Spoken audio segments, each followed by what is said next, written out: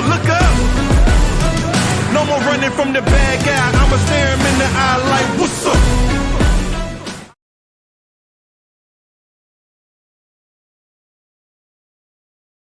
Hello, everyone. I am so excited. So excited. I'm on my second month, y'all.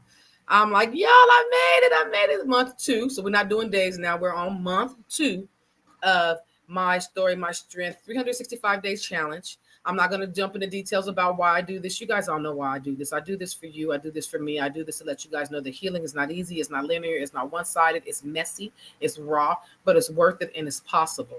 So that's what I do this for. And I want to thank everybody who's been hanging with me these 30 days. And a couple of weeks, maybe I'm going to say maybe the first or second week in July, I'm going to do a live or webinar, basically kind of recapping my first 30 days and welcoming everyone to encouraging them to keep going on this journey with me all the way up to month 12, the 365th day. So before we get started, I have to give you guys a trigger warning. This episode contains graphic content related to group assault, institutional betrayal, physical violence, and systematic justice. Injustice. Wow. Say that 5 times fast, right? It includes firsthand reflections on being physically attacked, restrained, while harmed, and wrongfully punished by school officials.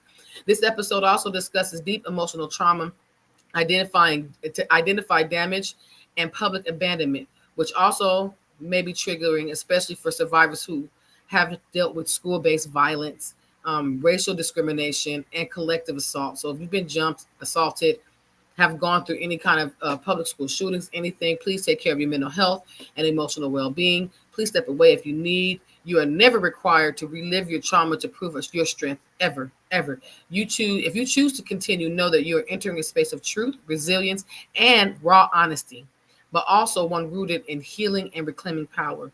Listen with care. Take breaks again if you need to, or walk away. Protect your peace above all else. That's really all I can ask, is to tell you to protect your peace above all else. So what I want to talk about is a time, not necessarily something that happened to me as far as me being sexually assaulted. It's when I was younger. As we know, I ran away from home a lot. Things happened to me in the streets that made me feel like I needed to be safe. Plus, a lot of the people I grew up with were a part of a gang organization, and I was a part of that gang organization as well, just to try to keep myself safe, because I knew that if I was in this gang, they would keep me protected from things that were happening to me on the streets. They would make sure that I wasn't being assaulted, and if I was, they would be quick to retaliate. I felt like it was some level of protection for me to be in the gang, so I joined the gang when I was about 14 years old. I still got the tattoo on her. I'll get it covered up one day, but that's a part of my past. Again, it's not always pretty. Full transparency, I was in a gang. I involved myself in gang activity. I fought a lot. I did things that I'm not necessarily saying I was proud of, but at one point people would come up to me and just fight me. They want to fight me. And I fought back, and I fought hard, and I fought well. And when I fought them back, people started to realize that, you're not just going to run up on me, shoot up my mom's house or whatever. You're going to have to make sure you come in with something. So I started to get jumped a lot. The time I'm going to tell you guys about when I got jumped was something that, because I can't remember a fight that I actually started or initiated. Not to say I may have never started any, but I finished more than I actually started. I can tell you that. So when I was at school, it was my sophomore year in school. I was really trying to focus more on keeping up with my studies, because I told everyone who's been following me that one of my dreams was to go to Spelman University, an HBCU, on a music scholarship or an academic scholarship. And I had already messed up my grades from the first year, kind of playing around with my freshman year. So I was trying to get myself buckled in. And because, I wasn't a bad student, very smart, able to keep up with everything. And I just needed to settle myself into those classes and just get through the boring classes and just be done, So I decided to do that. And, but I was still affiliated with gang activity. And I never really had a problem with rival gangs. I had a problem with disrespect. So if you were from a rival gang and you were okay, you stayed over there, or even if you were cool with me, I just said, okay, hey, how you doing? And I went on about my merry way. It was when you approached me with disrespect is when I would approach you back. So this day, I had someone who I thought I was friends with, even though she was from a rival gang, and I was friends with her brother. You know, there were a set of twins. No, that was it was someone else. It was a girl I thought I was friends with. Obviously, she wasn't my friend. She gives me the phone, and someone who I knew wanted to find me. I've been, like I said, I've been jumped several times. So one of the girls who had part in jumping me, she was on the other line, and she started basically banging on me. And I started banging back on her, like, what's good? What do you want? Like, what's going on? She was like, I'm gonna come up to that school and I'm gonna whoop your ass after school. She's one of the ones who I believe I beat up her sister. Again, they came up to me. So I was like, okay, well, you know where I'm at. Whatever. I get off the phone. I look at the girl who gave me the phone, like, okay, I see where we are. I didn't even try to fight the girl because I didn't care. Again, my mind was focused on trying to stay in school so that I can get out of that home, get out of the abuse. I just wanted to keep my head down and try to stay out of trouble. But no, that was not in the cards for me that day. I go to school, do my day in school. At the end of the day, I'm walking to the bus stop. It's across campus because it's a really huge school. And I look over and I see just a crowd of people, all of them walking towards me. I'm like, oh my goodness, please, I don't have time for this shit. So they are coming to me. So I give my backpack to a friend of my sister's because my sister, she wasn't in the school anymore. I forgot what happened. But I gave the backpack to my sister's friend, and we started walking to the bus stop. I took off my regular shirt because I always kept the shirt under just because people were always walking up to me wanting to fight me. So I took the shirt off, gave it to her. She put it in my backpack. And as we get to the bus, after she gets on the bus with my backpack, the bus driver closes the bus in my face. I'm like, what the hell is this? You see all these people coming? She left me out there, 14 or 15 years old, to get jumped. Now, this wasn't just 50 children my age. There were adult men, adult women, teenagers. I may have seen even some elementary kids in there. I have no idea, but I know that there were at least, between 30 to 50 people in this group, and they were all there to fight me. So they surrounded me, and I just knew. I said, you know what? It's about to happen. So it's whatever. The girl who called me, or the girl who I was talking on the phone with, she kind of stood up and she was just like, we're not going to jump you, but I'm going to beat your ass. I'm looking around and I already know it's going to happen because I've fought these people before. For some reason, this family they wanted to. Every time they saw me, they jumped me. Every time. But every time they jumped me, they lost. If it was like 2 or 3 people, I whooped their ass. So they just decided they were just going to go for the gusto. And they come up there. Her mama, her aunties, her uncles, cousins, everybody is just up here. And all of them in a gang, which, now that I'm an adult, shame on y'all. Really? Going up to a school to fight a kid? Really? But whatever. So I said, you know what? I know you guys are going to jump me. So I go for the one who comes towards me fighting.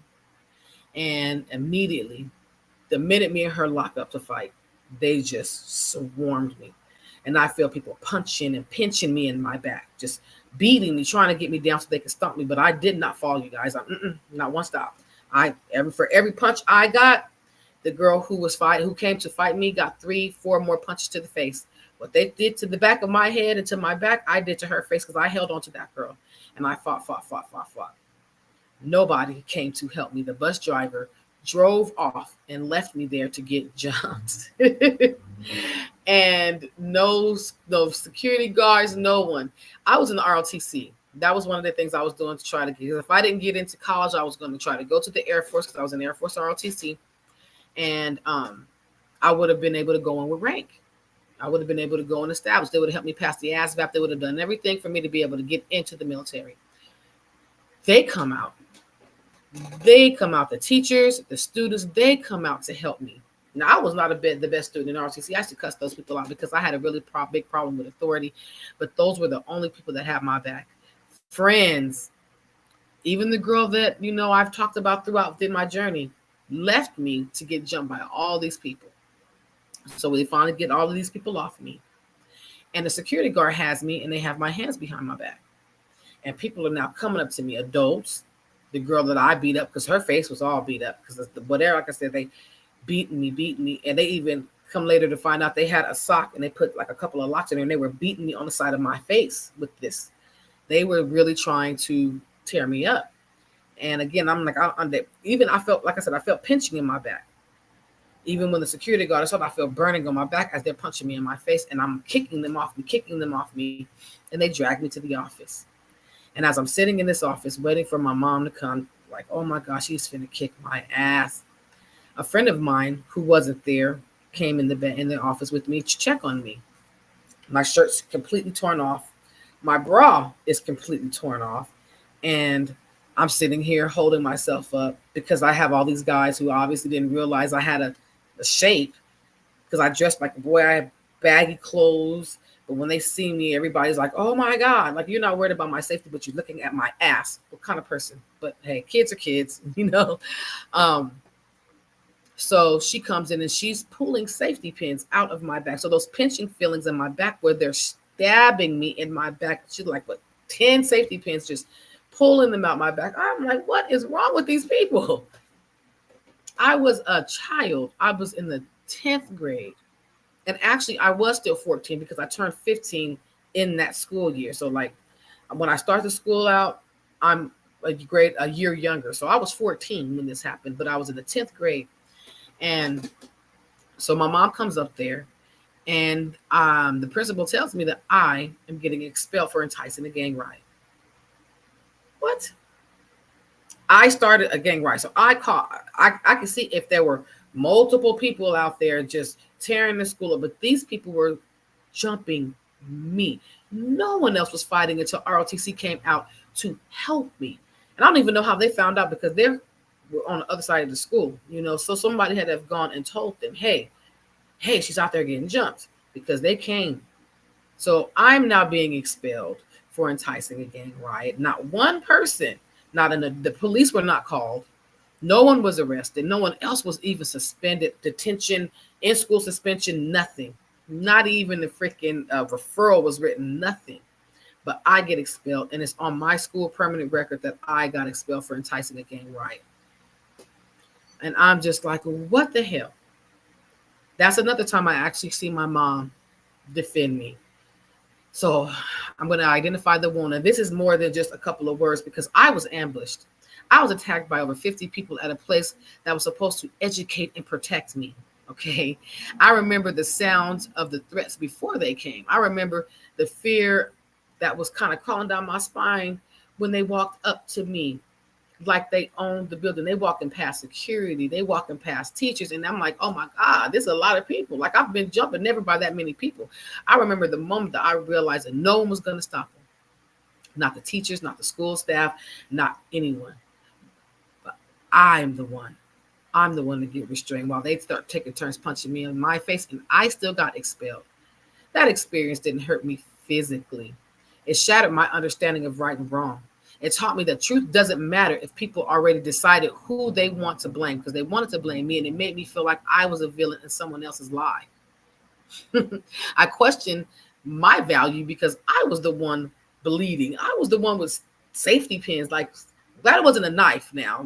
They could have been stabbing me with knives, but I was the one that got hit in the head with an object whose I still have damage in my eye because of that.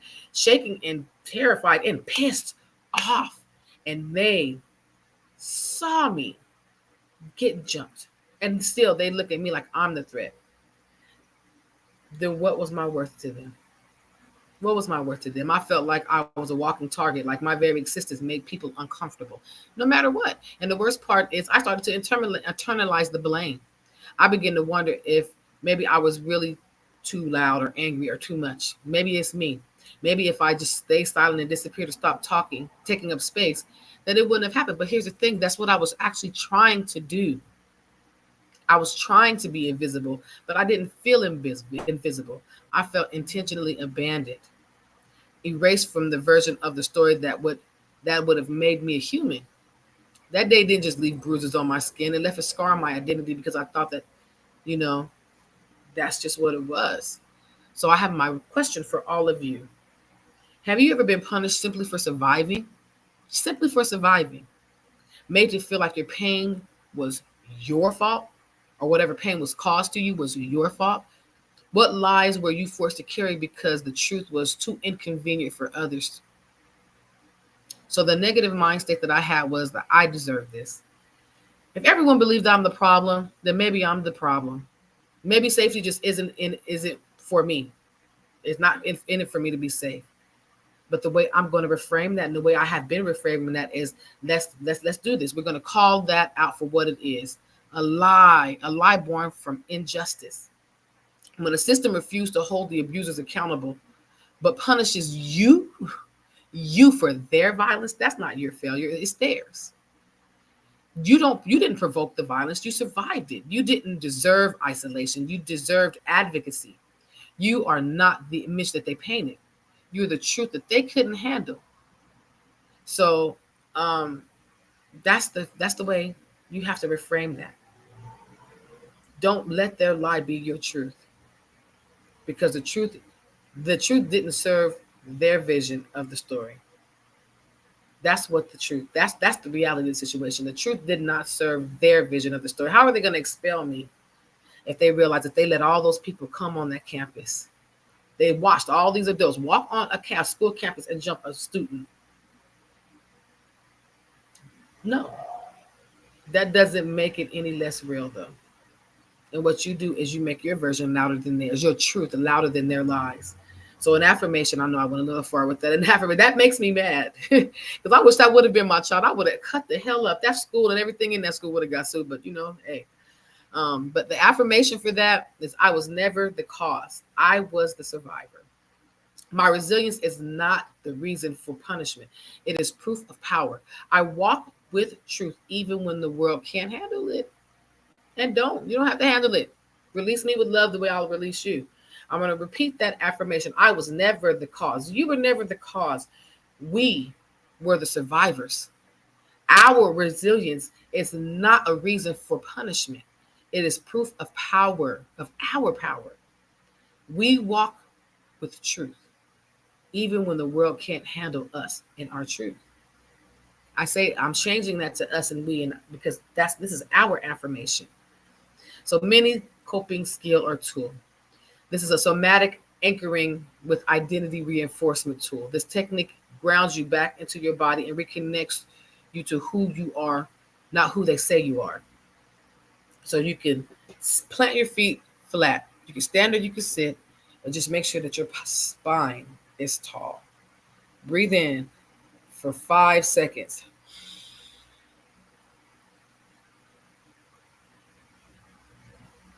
Hold for 2. Exhale for 7.